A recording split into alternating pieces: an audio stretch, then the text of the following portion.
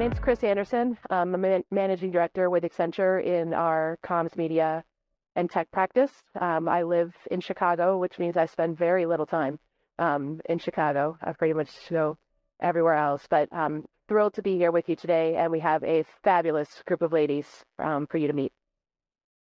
Hi, everyone. My name is Stephanie Ormston, and I'm with AT&T, and I lead commercial and product for our MVNx ecosystem, and I'm based in Dallas, Texas. Good morning, everyone. I'm Andrea Austin, and I'm with Google Cloud, and I lead our telco business. Yes. Good morning, everyone. I'm Merlin Murturi. I'm with Verizon. I work in the corporate systems group. Hi, everyone. I'm Jean Lawrence with Nokia, and I lead the marketing and comms organization for cloud and network services within Nokia, and I'm based in Chicago. All right. Are we on now? Yes? Okay, perfect. Okay. The question we wanted to start with, and Stephanie, I'll direct to you first, is I think it's often thought that you have to have a heavy background in technology, right, to actually work in technology. And as we were all getting to know each other last week and getting ready for the session, I think it would be good to hear exactly how everybody got to this place in this, what could be sometimes the scary zone of tech. Yeah, that's a great intro and a great question. So I come from a very non-traditional background in telco in that way. So I've been with AT&T for 10 years. I do a lot of work around emerging technologies and generating new business models from emerging tech, big data, IoT, network APIs, across the board. And so again, a lot of folks think, okay, surely network engineering, IT, something like that. My undergraduate degree is in theater from New York University. After that, I spent 3 years in the Peace Corps, where I taught English in Azerbaijan. And then I went and got my MBA from Boston University, where I really truly believed that I was going to use that to run a nonprofit. And so all of that background really, brings a much different approach to a lot of the work that we do. And I think that that is something that has been valued in a lot of the environments that I go into. When you understand that you're never going to be the PhD network engineer, you're never going to be the one doing all of the algorithms, but you're the one advocating for the customer, you're the one advocating for the strategic business alignment, making sure that everything that the teams are working on really does provide value, both again to the firm as well as to the rest of our stakeholders. That's what the non-technical, non-traditional background can bring in those spaces. And again, I think that's been very, very valued throughout my career. So you don't have to have, a specific degree. I did do a nano degree in programming, and I hated it. I did pass the course, but nobody wants me running code ever. I stay out of that. But again, having that aptitude, being able to understand and speak the language is important, but you don't have to have those specific degrees or specific credentials to stand on your own. Awesome. Thanks, Stephanie. Jean, you want to share a little bit about your experience?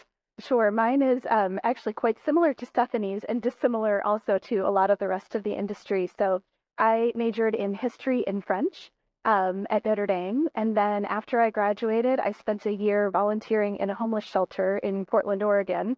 That was a program through Notre Dame. And then I just happened to get my first job at Computer Sciences Corporation, learning how to do customer support on the billing system in the telecom industry.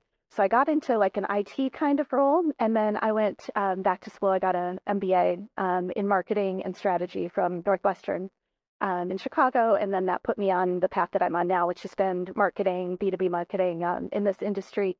But like Stephanie said, I think the background that I have is atypical for, a lot of the folks in our industry, but has been really useful. As a liberal arts grad, I did lots and lots of writing and a lot of reading and synthesizing information. It was a different kind of topic, of course, but now in a marketing and comms role, that writing skill is really important. And so I feel like I honed that a lot in my early years. And then majoring in French, I lived in France for a year, and I've worked in, Nokia now. I worked at Oracle previously and other global businesses.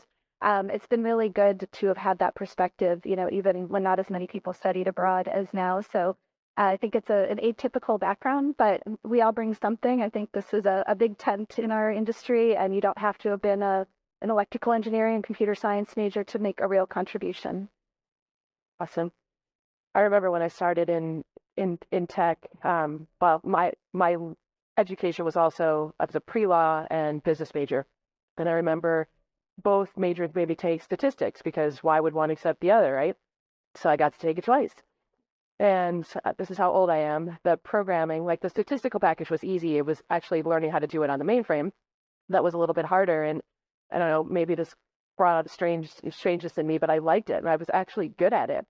And I learned I could make money helping people do their statistics projects because they were so petrified of it.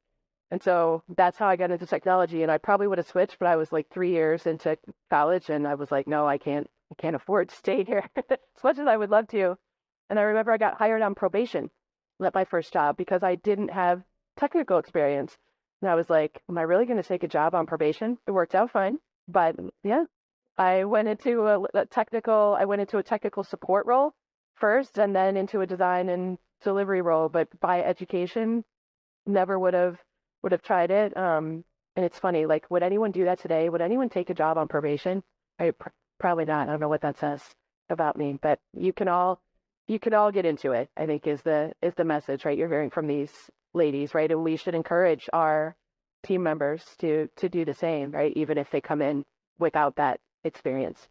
So, all right, Merlin, let's switch gears a little bit. I think everyone thinks, oh, you're up here on the stage. You must have worked in telco your whole life. How did you get into the telecom industry? Yeah, prior to Verizon, right? I come from energy and sports retail industries. So Verizon is my first telco industry. So I think it's even within telco industry, right? There are multiple pathways. There is pretty much, network technology, engineering side of it, and information technology side, and HR, global supply chain, pretty much all that, right? So certain skills and functions, they transcend industries. So I joined Verizon almost 6 years or 5 years ago in corporate systems group as part of the IT strategy and governance team. And when any advancement opportunities opened up, I was there. I was like, yeah, why can't I switch to application development? And pretty much I was like, maybe that's probably it's different from what I have done in the past. I led application development delivery teams, but I said, oh no, let me try, right? So I signed up for stretch goals. I applied for any advancement opportunities within Verizon, and I'll tell you, it's almost 6 years, and I got promoted 3 times. So when we push out and when we want to go do stuff that even want to get out of our comfort zone, and there is lots of encouragement, right? That especially I believe within Verizon we have such a great women empowerment and growth opportunities. So just take advantage of those. And I have done it. And if I can do it, anybody else can do it. And also coming from outside of telco, right? So when I applied for Verizon, I had no clue but I didn't know anybody, and I didn't even think that I would get picked. But certain times when you just go ahead and believe in yourself and pursue an opportunity, when it comes to, you might feel this, uncomfortable pretty much for a few days, but then you get over it and you'll be successful. And if you look into it, within Verizon, there is such a great, our chief HR officer, our chief legal officer, our chief communications officer, marketing officer, even my group CIO, Jane Connell, they're all such great women leaders that are such an inspiration and role models for me and other women at Verizon and even outside. So yeah. Awesome. Super encouraging. Great to hear. All right, Andrea, you want to tell us a little bit about your journey? Absolutely. So I definitely did not start my career in telco. I started off also, interestingly enough, all my education was to go to law school, was actually accepted at SNU, and then a friend of mine recommended, well, my father's leading this implementation for this software package. And I was like, I don't know any of those words that you just said. And she said, well, it pays really well and you can have money before you go to law school. And I was like, I'm listening now. And so I deferred at SMU twice, and they will only allow you to defer twice. And so I ended up working at a utility here in Dallas, downtown, just down the street. And when the implementation that we were doing was PeopleSoft, PeopleSoft hired me. I was the second employee in Dallas. And I never looked back from technology from there, and was in the software space. I always call myself a SaaS master. And so I pimp SaaS. That's what I say all the time. And now it worked my way through. And my first introduction, I was always dancing around the telco industry. And I think we all know, like, the telco industry is so ingrained in everything that we do because we're all consumers of the telco industry. So there was always something that I could sell into the telecommunications industry, but it was never directly in the telco industry. And then I actually moved over. I was recruited by a former colleague to come Nokia, and Nokia was to run the U.S. and Canadian markets. And I spent 4.5 years at Nokia, immersed in telco. It was all predominant businesses in selling into the telco industry, and it was just an amazing experience. Interestingly enough, we didn't have a lot of female leaders, but we had really, really forward-thinking male leaders. And so having allies in your business, it's wonderful when you can see female role models, but I think also putting yourself out there. And I was very vocal with, like, how can we help with the women in Nokia advance and grow? And I'm very blessed and fortunate to have two women in this audience who are former mentees of mine at Nokia, and I just love to see them thriving and doing great things. And so I frankly think the telco industry needs all of us to help it evolve and change, because it without the evolution of taking the things that are happening in our economy and then this industry, the telco industry needs this evolution. So I'm really excited to be in it, even though it's sometimes super frustrating because we get kind of bogged down in the way things have always been, and like the constructs. But I feel like this is there's something pulling us all here, and I'm really excited to be a part of it. Awesome. Thanks, Andrea. Hey, Stephanie, that's a good segue, maybe. Yeah, it's always good to give the heads up who I'm going to go to next, right? What helped you get to where you are, right? And what things can we all do, right, to encourage the next generation of women leaders? Yeah, there's a couple things, and Andrea, I think that's a perfect segue, because I've had a lot of really great opportunities with mentors and sponsors and the like throughout my career. And so it was actually my second role with AT&T. I was a chief of staff, and I was sitting, around the staff meeting table, again, with VPs, SVPs, and the like. And part of it, I think, was just being able to advocate for myself and again, being able to stand in your power and use your voice and all of that. But when I think back, 4 of the leaders around that table ended up promoting me at some point throughout my career, because I either, they helped me grow, helped me develop through the company, and continue to advocate for me. And so those types of opportunities, I would say never underestimate who you're at the table with, because those individuals might be in a position somewhere down the line. Again, they might even be your subordinates at this point. They might be your peers at this point. That can change very dynamically, very quickly. So never underestimate, who you're sitting at the table with, because they could be in a position to help you at some point.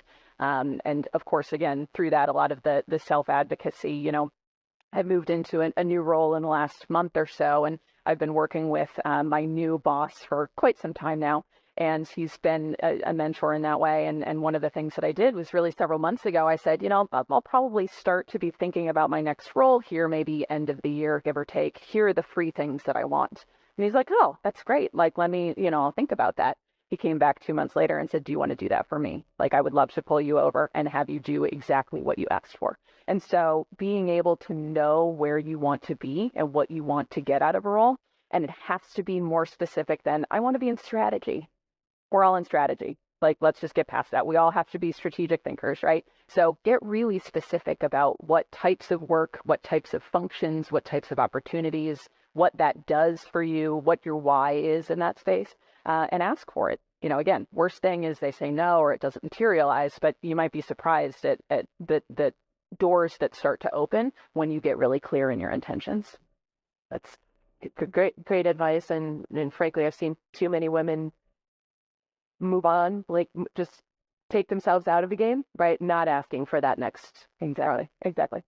And that's, you have to give the environment the opportunity to, deliver, I guess, and even that's true of any relationship too. You can't expect things to just happen just because you're a high performer. You do have to make those asks. And again, as women, I think we're often taught that we shouldn't ask or we should be patient. Those types of qualities tend to be valued, and yeah, they'll see it over time. If I do this long enough, they'll notice, and it's like, no, that's not what your other peers are doing. That's not how that's working. So let's, there's a way to do it with humility, with confidence, with respect, but you can advocate for yourself very authentically. Yeah.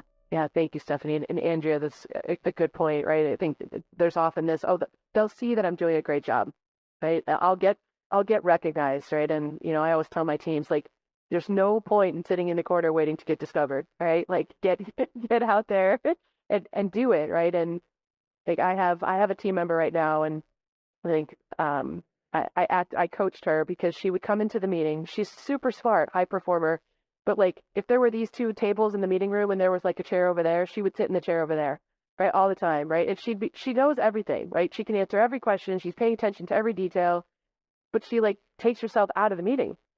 And I was looking to put her in a different role at the client, and the client said to me, "Well, she doesn't she doesn't really lead the meetings." And I was like, okay, like it's not just me. Like they're seeing her that way too. But she didn't realize when I talked to her, right, that was how she was being perceived, right? She was just saving space for others. And I said, like, no, like they think you're not actually the one driving. When as soon as everybody leaves that room, she's the one driving everybody, right, to get everything done. But in a matter of talking to her within a month, right, even the client has commented like, wow, like we didn't know that she was doing all that. I think it sends a powerful message to not only ask for what you want, but like take up your space. Like you're in the room and you're in the game for a reason, right? And you don't want to be counted or taken out just because you've being nice, right? And kind of giving space to everybody else in the room. Jean, you want to talk a little bit about kind of how you got to your spot and what you think we can do for other ladies? So this sounds still good. In terms of sponsors, I've had a couple people who were very influential early in my career. There's one woman, her name is Janet. She's 6 years older than I am. And she was always kind of one step ahead of where I wanted to be. And she was really impactful in helping me make decisions about, do I go this way or do I go this way? And I think that sort of role modeling was really helpful. I've set up a program in my team now where we match, people can opt into this, but we match women specifically who are 0 to 5 years in their career with women who are 5 to 10 years into their career for that exact reason. Sometimes it's helpful to see someone who's just a step or two ahead of you. It's easier to visualize your career that way than seeing someone who's 20 years or 30 years ahead of you with this vast unknown in between. So she has been really important to me.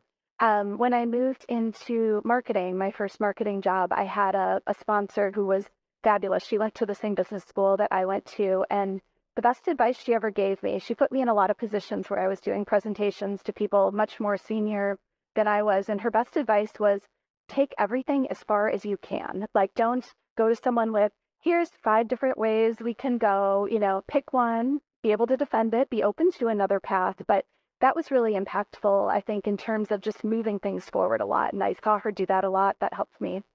But I think, there's this idea that the most important conversations about your career happen when you're not in the room.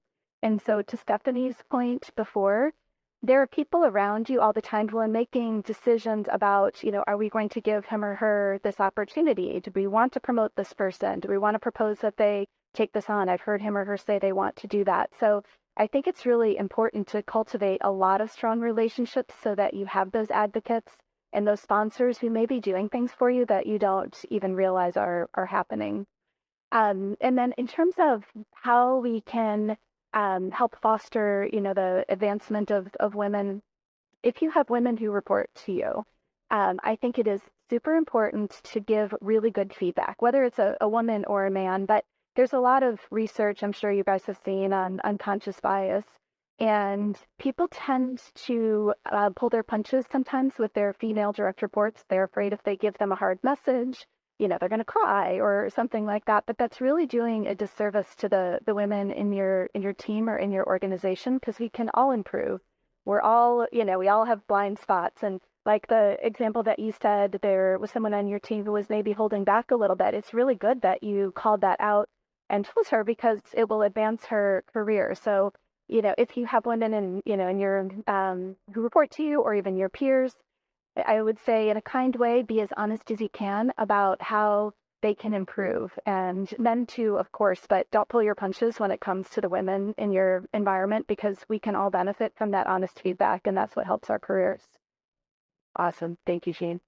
Maybe Andrea, I'll direct one to you. I think I know when I come to these panels, sometimes you just hear like, oh yeah, these gals, they have it made, right? They must have had some, easy button to get to where they are, right? Can you tell us about a time where maybe you struggled or had an inflection point in your career that helped move you forward? Absolutely. These paths are not easy, and I've had my definitely fair share of obstacles. When I was, raising your hand, and I think, being your own advocate is really important. And when I was at PeopleSoft, I actually was very ambitious, and I said, I want to go do great things. I want to be an international consultant.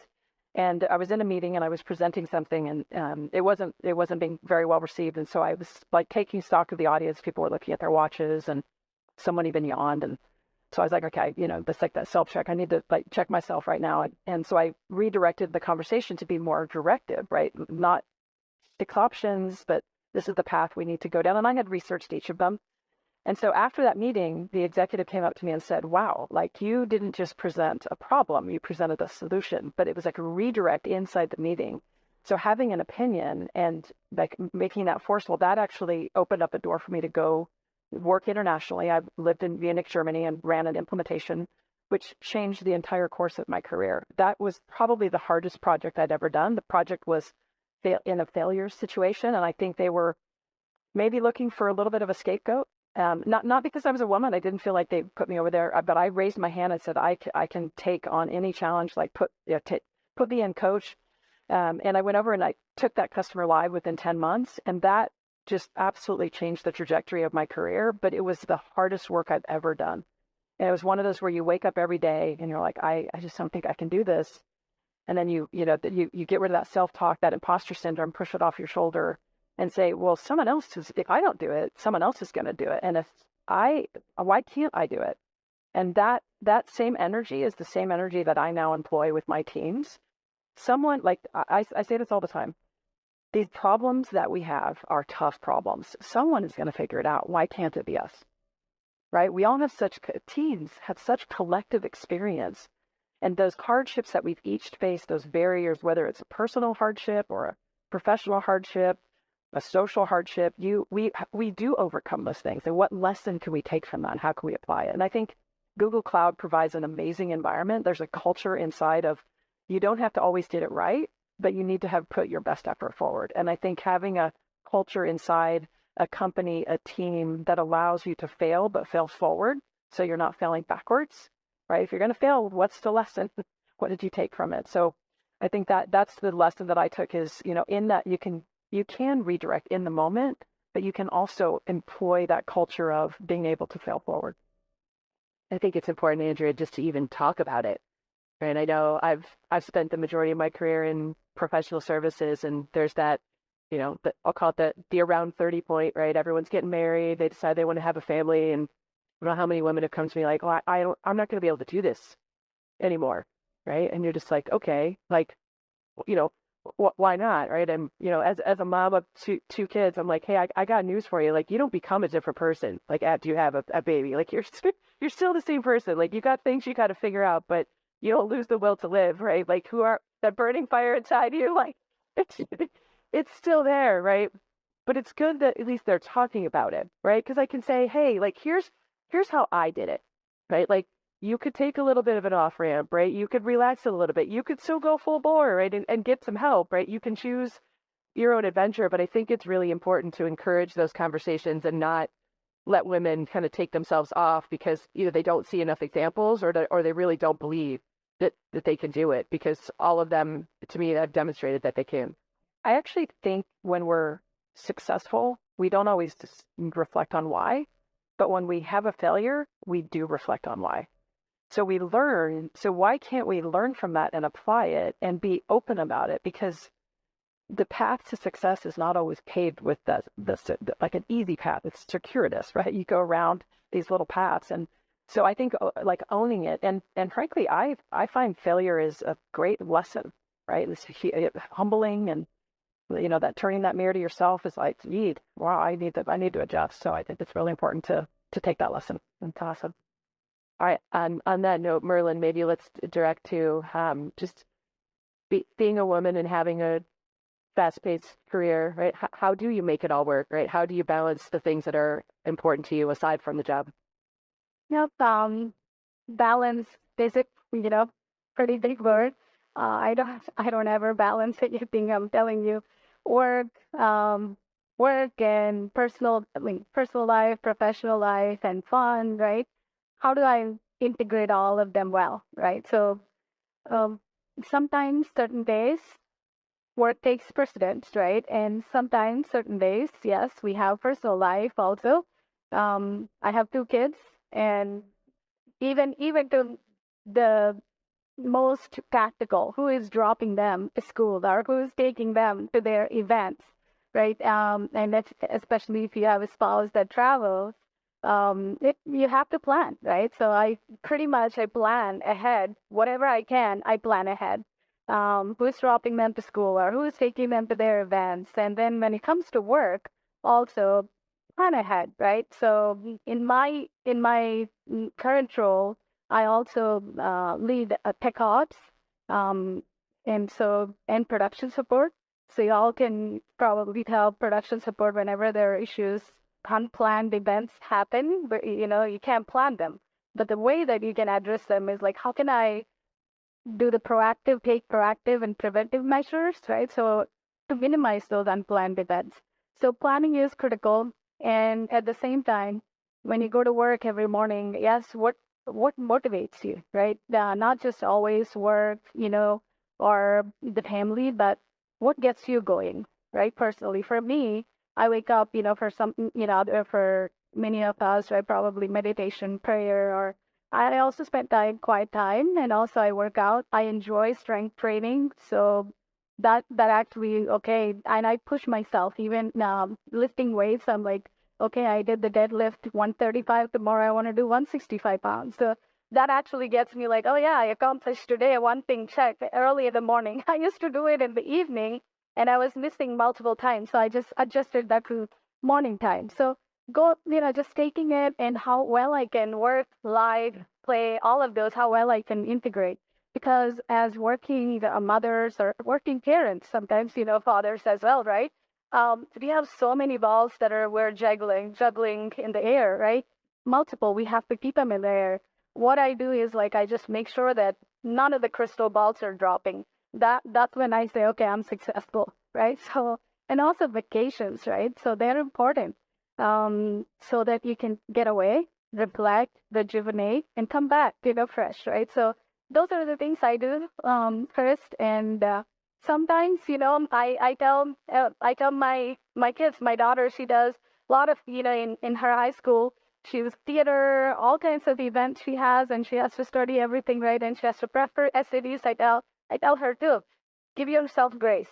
I call it, yeah, just sometimes it's okay, when things go wrong, just give yourself grace and practice kindness, right?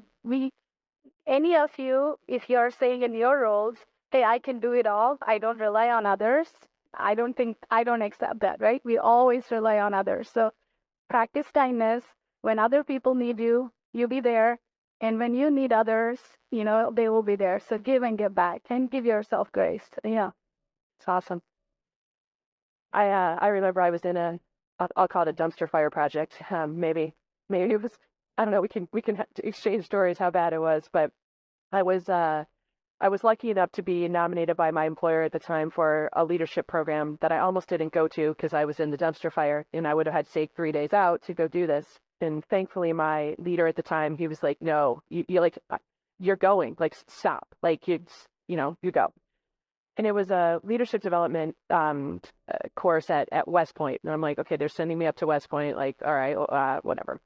So, we did a whole bunch of things there. But one of the things they said was the valedictorian is not always the person with the highest grade point average. And I'm like, well, then what is it, right? And they talked to us about being what they called fit for purpose, right? And, there's a society, like giving back to society, right? And philanthropy and, physical fitness and all these things that go into how they evaluate someone being fit for purpose. And I'd say we did a whole bunch of things, and my team self-destructed on the physical fitness challenge. But the lesson was, right, like if you're not taking some time for yourself, right, that's not selfish, right? Like you're actually not fit, right, to do the job, right? You have to take care of all of the dimensions for yourself. And, was a life-changing lesson for me that even in the dumpster fire, there's an hour in the calendar somewhere, right, that you can and need to make, because otherwise it'll suck the life out of you. And I think just keeping the balance, whatever it is, whether it's kids, workout, walk around the block, right, was kind of a life-changing but simple, right, piece of advice I got. All right, we've only got a little less than 15 minutes left, so I guess we'd like to hear any questions or thoughts from all of you, right, to this wonderful group of women. Who like sat quietly. I'm the opposite, right? That you can see with the question. So, but the thing that I'm told is that you're too aggressive. So, how do you find a good balance between being too aggressive and not being aggressive enough or assertive enough? That I think part of it is reading the audience, right? And so if you're in an environment and a culture that fosters confidence and boldness, then I think take the mantle. If you're in an environment that is a little bit more, you know, I don't mean it pejoratively, but command and control, right? Where you're called on, then I think raising your hand, but maybe not blurting out. I will tell you, like a cultural thing that I have to continually work on within Google is the hand raising within a GVC. I just talk like, and I catch myself talking over people. And I think that's a trait that I have, because I think when I was younger in my career, I was trying to have my voice heard. But it can be perceived as very off-putting when you're breaking someone else's train of thought. And I tell people, I apologize. I tell them, problem is I don't think I'm smart enough to hold my idea. So I need to get it out, right? And so I have to like consciously write it down, right? And so I think adapt to the culture that you're in and read the audience. That's really important, especially as we're starting our career, we're advancing in our careers. You have to be bold and you have to be confident, but you can't be off-putting. And I think it's a threading a needle sometimes. I'll just add something to that too, and kind of back to what Jean was saying about the type of feedback that women often get. Is the feedback that women tend to get is it's a personality trait that we're assigned. You're too nice, you're too aggressive, you're too this, you're too that. And so what I would, maybe encourage, again, with safe allies in the room, say, can you get specific about the behavior? What was the behavior? Was it interrupting? Was I too loud? What was the behavior that you observed that I can adjust to? Not the feeling, not the general personality trait, but get to the behaviors. And then you are in the position to decide, is that a behavior I want to embody, or do I need to find a different environment for myself? And then you can make that choice and it becomes intentional. But getting specific about the behaviors, because this generic concept of you're too this, you're not enough this, it's very hard for us to adjust to, because that's too ambiguous stats on. And we sometimes then read into it what we think they're saying. And that can be dangerous in some instances. I think just one quick thing I would add is give, when you can tell someone's being perceived aggressive, defensive, right, whatever it is, like give that gift of feedback quickly, right? Like I have a team member who sometimes when people ask her, there's a certain team member that when he asks her questions, she answers pretty defensively, right? And she doesn't like, I could tell he shuts down as soon as she does it. And so I pulled her aside and I said, hey, like, it wasn't what you said, right, but how you said it, right? Like here's kind of what's happening, right? And she had no idea, right? She's thoughtfully been able to adjust, and it's totally changed the productivity of their relationship. But it was you got to get specific, and the more you can do it in the moment, right, the more I think it helps, because otherwise it gets too watered down when it's like, hey, 3 months ago you did this thing.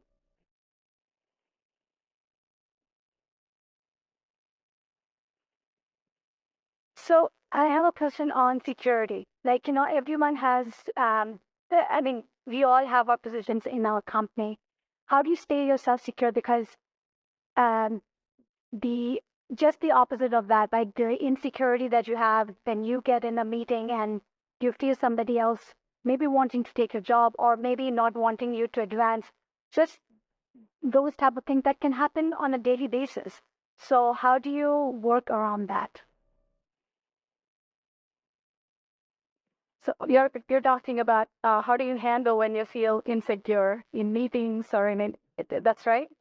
And it could be from your peers as well, that thinking that maybe I'm taking away their jobs, right? That kind of thing as well. So it can happen both ways. Yes, it does. It can, right? So I'll talk about both sides, right? So when when we are in a meeting or when we take on new responsibilities or to take on new responsibilities, if you're feeling insecure, the way that I handled, yes, especially taking 3 different times to new roles and adding completely new responsibilities that I have not done before, also, daunting, right? So the way that I do is it's not about me, right? It's the problem that's there. So I kind of immediately I switch my brain to think about not to think about me, myself, and to think about what's the problem there, what's the challenge, and what's the solution that I can provide. It applies the same way, right? If other people are also thinking that ma'am, this person comes in and takes on everything, or so just like you're saying, read the room and make sure that you're respectful and being mindful of listening to others and also validating their thoughts and their input as well as yours, but always you can shift from yourself. Hey, I brought in this idea, I can do this, versus yes, we can solve the problem. What is the challenge? I always love challenging opportunities because you can bring in challenges because they bring in opportunity. And not only that, you can always um, you can always work with others, right? And make sure that they're also respected. So that's how I handle those, right? Just shift it to the problem instead of yourself and the solution. How can we drive the solution together? So, yeah. I have a very tactical and practical and a little less philosophical tactic. You may have seen a TED Talk by Amy Cuddy. It came out years ago. It's one of the most popular TED Talks ever, and it's about power poses. So it's the idea that when you're feeling not secure or not confident, there's a connection between how you're positioning your body and how you're actually feeling. And the idea is that the more space you take up physically, that actually changes the hormonal balance in your body and you become more confident. So, if you put your hands on the desk, if you take more of a power pose, if you do yoga, like the idea of a star pose, does something to you physically where that insecurity that you might feel just kind of melts away. Not that you can do that necessarily in the middle of a meeting, but it's something that I try and do. Turn off the video for a minute, whatever your circumstance, but there's something when you don't feel secure in a certain moment to physically take up more space, and that gives you more confidence. So it's a TED Talk that came out probably 10 years ago, and it's fascinating. Right, exactly. It's fascinating. It does something. So it's a little more tactical than what you said, which was very good. Right. Yes. Oh, let's go about our record. I always running the mic. I'm Shweta. First of all, I just want to thank you all. This is a great event to connect women in tech.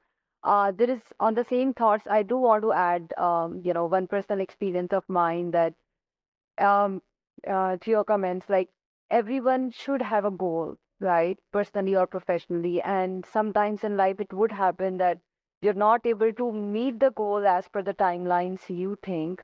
But don't be disheartened. Keep working towards it. Be consistent. No matter what, try yoga, try whatever tools, right? Meditation, whatever works for you. And it will happen. But just stay consistent. That's all, I just wanted to add. Yeah. Thank you, Shweta. Yes. Shweta, right next to you. And just for the record, there is nothing wrong with crying. What can I do? I cry. I care. And sometimes that pops out as a tear and a quivering voice. So, and I think our allies need to just kind of be comfortable with the fact that we're not breaking down. We're just expressing our emotion. So crying's okay. Thank you. If I try to Men cry too. get that out. But you might perceive as weak sometimes, right? Is the audience benefit. So this is something that I'm like very passionate about in that way is I don't want anyone to walk away with the idea of we have to act more like the leaders we've seen before so that we can become leaders. I don't think that's what we're trying to do or where we're going. So obviously we need to be aware and pull some of those traits in so that we can climb the ladder that exists because it was built on a certain set of expectations and built in a certain way. But getting there, I would challenge all of us to embody more of that empathy and more of that humanity. I mean, again, we're at an AI conference, so everybody talks about AI is going to take over everything. AI is not going to take over empathy. And that's what we bring to the table, right? And sometimes crying is just part of that, and that's okay. The humanity, the love, the care, the passion that we bring that to the workplace. Let's bring that to the space. Again, I understand how it can be perceived, and there are certain environments where, unfortunately, that's not always going to be safe for us right now. But when you are in a position where it is safe, show it, love it, throw it all out there. Absolutely. I think just, I'll pile on, Stephanie, like, even if it's not emotion, right? Like you all, the leaders that you loved working with, it's how they made you feel, right? I mean, I've done some terrible jobs for people that I love, right? And it makes it fabulous. And I would do it all over again. And so whether it's emotion or not, right? It's like you're not trying to become, you're right, the leaders that maybe you worked with or for, but you that feeling, right? It's like if you can give somebody that feeling that they're getting to do their best, they're getting to stretch themselves, you're proud of them, right? You know, it's like to see them succeed, like there's nothing, right, greater than that. Okay, sadly, I think we're going to get the stage hook here.